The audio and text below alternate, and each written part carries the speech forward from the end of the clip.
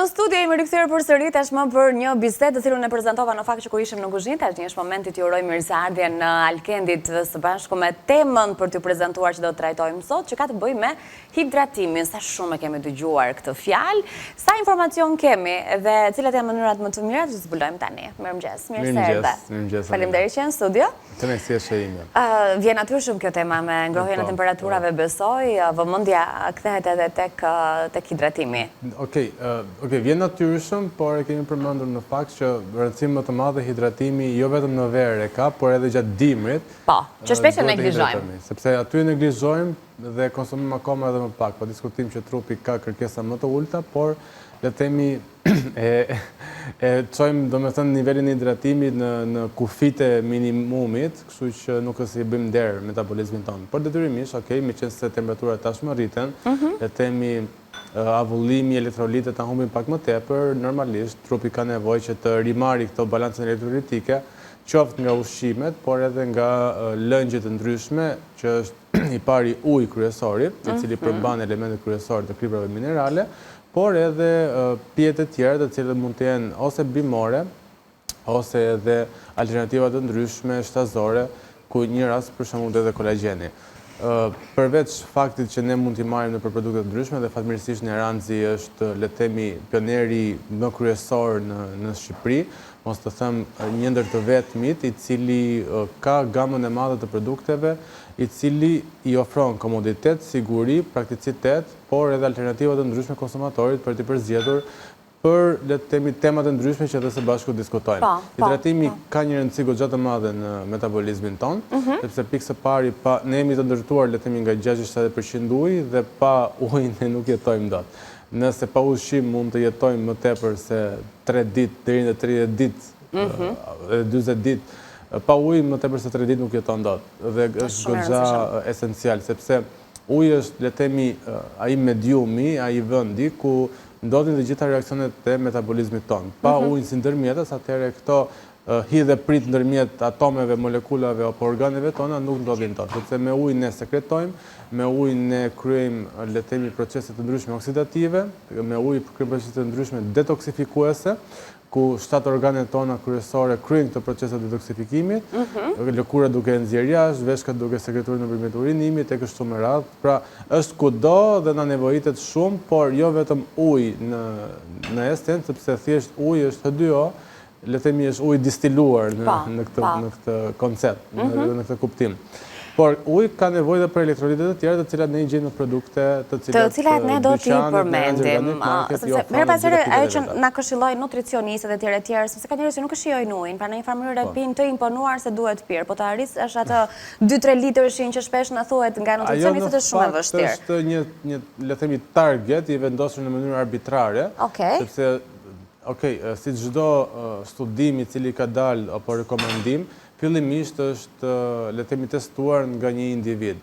Dhe, le të themi, sasia 2 litër është testuar nga një individ i caktuar, pra jo në një masë popullate, po thjesht nga një individ, i cili ka konsumuar ujë, ka madhur peshën e asaj që ka sekretuar jashtë, dhe ka thënë 2 litra ujë. Kjo është sasia normale, po themi, apo ideale? Detyrimisht e nevojshme për të gjithë, sepse kjo varet tani na jep disa nga mosha, alternativa.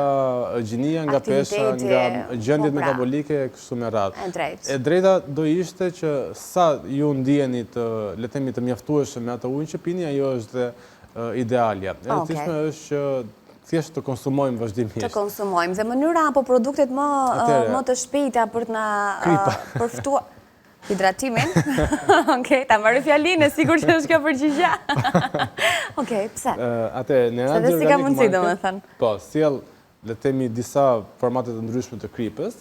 Kemi kripën keltike dhe kripën fleur de sel, e cila vjen në 2 format të ndryshme. Atëherë, një në paketim të tillë në formën e qesës, e cila ka kristale të vogla, të cilat janë edhe për pjata fine dining që mund të përdoren, dhe në paketime të tilla familjare që lehtësisht mund ta përdorësh në përgatime. Por në esencë është krip.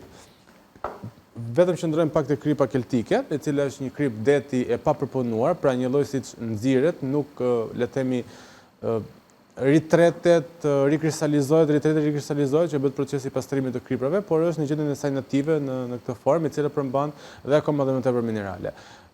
Të hidratimi, si funksionon, çfarë bën? Këtë po presim. Atëherë elementi kryesor i ndërtimit të kriprës është natriumi, pra sodiumi që ne ndryshe e njohim në terma të përdorur rëndom dhe gjerësisht. Atëherë natriumi merr pjesë, le të themi, në një pompë shumë të rëndësishme në trupin tonë, që është pompa natrium kalium, ose ndryshe sodium potasike. Dhe kjo pompë është përgjegjëse për hidratimin e qelizave tona. Dhe duke konsumuar në mëngjes ujë, kam parë në fakt dhe një, le themi, postim shumë të rëndësishëm dhe të veçantë që thoshte, nëse ti konsumon zgjohesh në mëngjes dhe konsumon një gotë ujë, bën pjesë tek një X% i popullatës. Nëse ti zgjohesh në mëngjes, konsumon ujë dhe shton pak krip tek kjo gota jote me ujë, ti bën pjesë akoma 1% më të vogël të popullatës. Kështu që nëse ne në mëngjes zgjohemi, pim ujë dhe në atë ujë shtojmë dhe pak krip, e cila është lehtësisht e përdorshme, pra 2-3 herë nga kjo kripa, marrim dhe ato elektrolitet e nevojshme, sepse gjatë natës ne kemi kryer procese frymshkëmbimi, kemi përdorur, le të themi, një rezervë të këtij uji, dhe këto elektrolitet janë disbalancuar, dhe kështu që duhet ta rikthejmë atë balancën elektrolitike. Njëkohësisht i japim edhe një boost të mirë gjithë sistemit të qarkullimit të gjakut, duke qenë se natriumi merr pjesë në sistemin e qarkullimit të gjakut nëpërmjet kësaj pompe që ne përmendëm që është shumë e rëndësishme. Përveç natriumit, kemi pra kripës, që ishte atë brenda, natriumi. Kemi edhe pijet vegetale të ndryshme. Neranzi ofron alternativa të ndryshme të pijeve vegetale që janë të gjitha formatet e linjës valsoja. Janë, le të themi, pije që i mungon laktoza, pra në krahasim nga qumshti, janë pa laktozë. Dhe në këtë mënyrë bëjnë shumë të lehtë edhe zvendësimin e qumshtit për të gjithë ata individ që nuk e konsumojnë dot. E nisim me qumshtin ose lëngun vegetal të bajames, që Neranzi atë sjell në 2 forma të ndryshme. Çfarë ndryshimi kanë ato nga njëra? Sheqeri. Si sheqeri, po.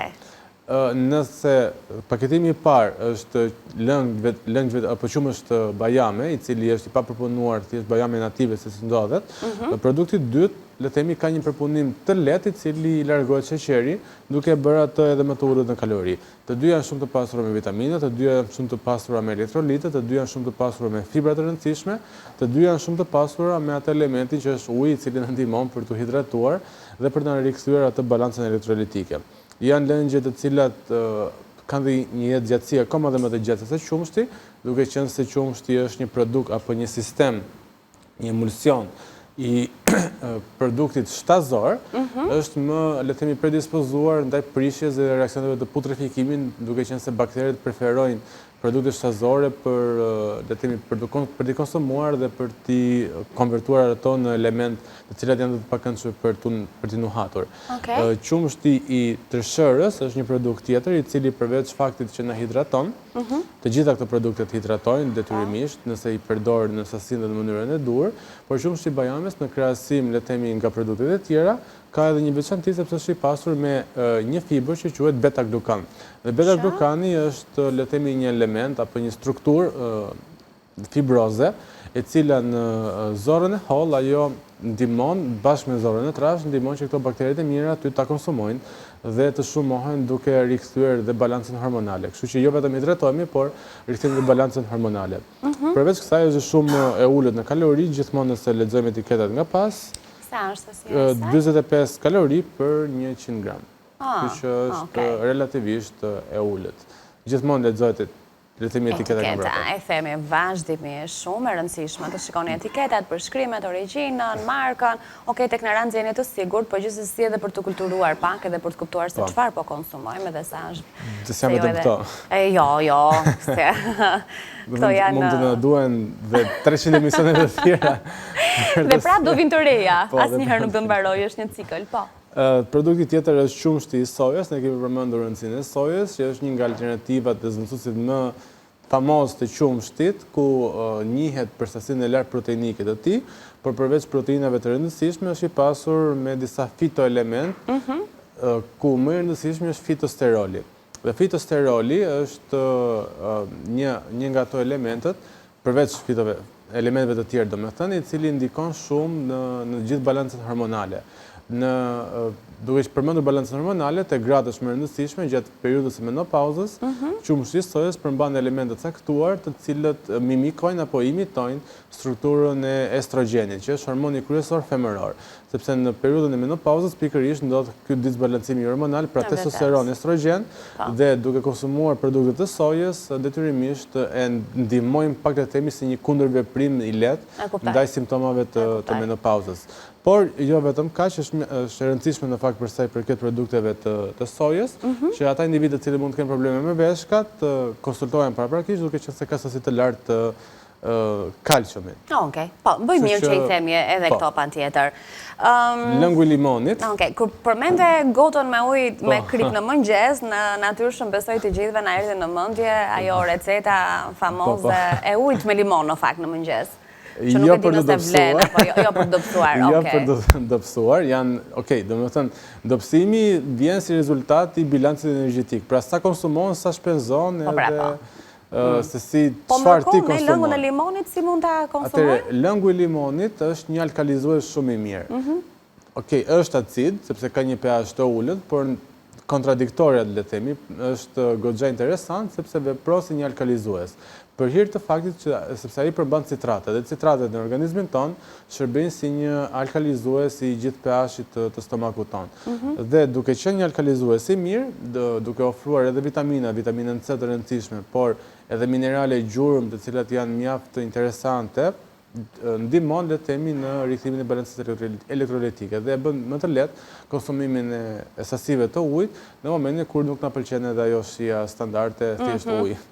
Kështu që është një alternativë shumë e mirë. Plus që na shërben si një antioksidant natyral i natyrës dhe formatet e tilla mos ta harroj, janë formate 100% natyrale, pra nuk ka asnjë shtesë të acideve të ndryshme organike, siç është acidi citrik, apo acideve komplementare që industria rëndom i përdor, këto janë thjesht lëng limoni, i shtrydhur dhe i paketuar në formatet e tilla të qelçit, që është edhe mjaft interesant. Simi me kohë. Kemi 2 minuta kohë dhe në fakt ajo që po mendoja ishin pikërisht këto produkte. Pra nëse ne atë qumshin e bajames apo të tërshërës do duhet ta konsumojmë në shtëpi, mund të ka edhe produkte që mund të merren me vete si janë në rasti i. Pra lëngu i kokosit. Ne lëngun e kokosit në të gjitha pikat e dyqaneve të Neranxit e kemi në lëng kokosi normal dhe në lëng kokosi normal dhe lëng kokosi me pulp. Atëherë të dyja këto janë le të themi mjaft të rëndësishme sepse në krahasim nga çdo pije tjetër, në krahasim nga çdo produkt tjetër që ne mund të përdorim, ato janë izotonikisht balancuara me përqendrimin e kriprave që qelizat tona kanë në trupin tonë. Që do të thotë. Këtë duhet ta marrim shënim që ta zbërthejmë, thuaj më thjesht. Që do të thotë, saç është përqendrimi i ujit brenda qelizës tonave me kripra minerale, aq është përqendrimi i kriprave minerale në lëngun e kokosit. Dhe ky ujë e ka shumë herë më të lehtë, domethënë që të depërtojë në qelizat tona dhe të na hidratoj në krahasim me ujin standard, sepse ne edhe mund të pim ujë, por jo detyrimisht hidratohemi nga ajo që pim. Rëndësishme është përqendrimi që ne konsumojmë nëpërmjet kriprave minerale. Çajrat janë alternativë shumë e mirë, siç mund të jetë çaji antioksidant, që është një përzierje ndryshme e çajrave të cilët janë mjaft interesant me enzima të ndryshme antioksidant, dhe dëllënja që mund të përdoret si një çaj e cila përmban dhe inulin, një fibër prebiotike mjaft e rëndësishme, dhe me qenë se jemi te fibrat, një tjetër alternativë edhe e fundit për sot është dhe mastika, që ishte edhe mjaft famoze në këtë periudhë, duke qenë se ishin dhe festat e Pashkëve. Po, dhe ne kemi përdorur dhe për bukën e Pashkës. Për bukën e Pashkës.